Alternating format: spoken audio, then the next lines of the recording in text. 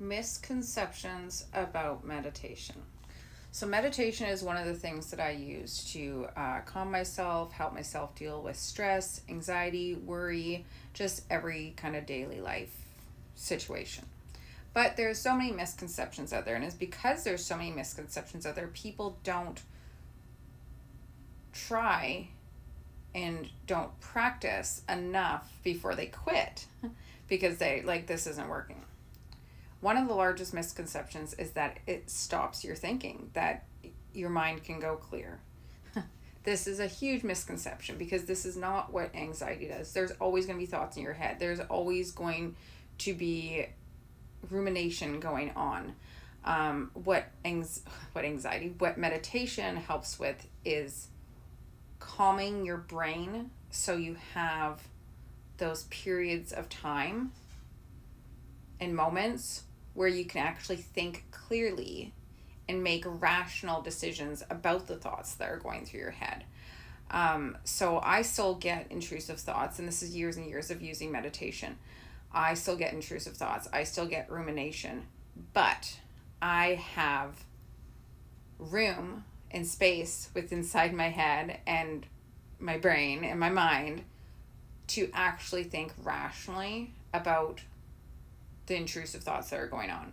So I can now, instead of having, so when your brain is anxious, you really can't tell the difference between what is your thought and what is an anxious thought and what is an intrusive thought and why am I thinking so much and why is this going through my head. So that's basically, it just snowballs. It's just like really like a mind. So when you're anxious and you're overwhelmed and you're overstimulated, this is very hard to stop.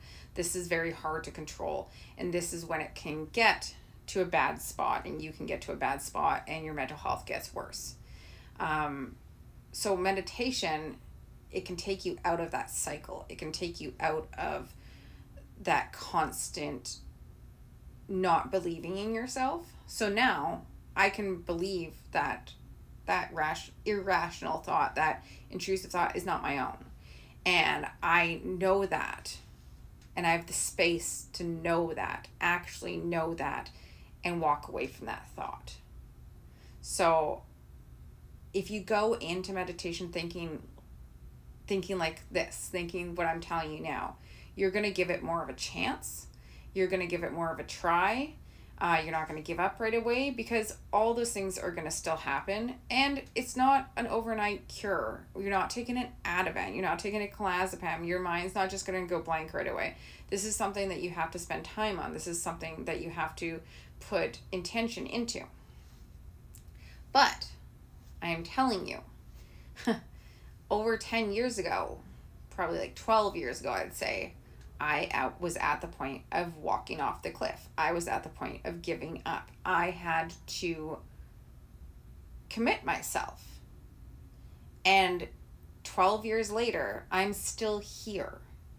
I was that far into manic state with my mental health and everything that was going on around me to coming today that I am here.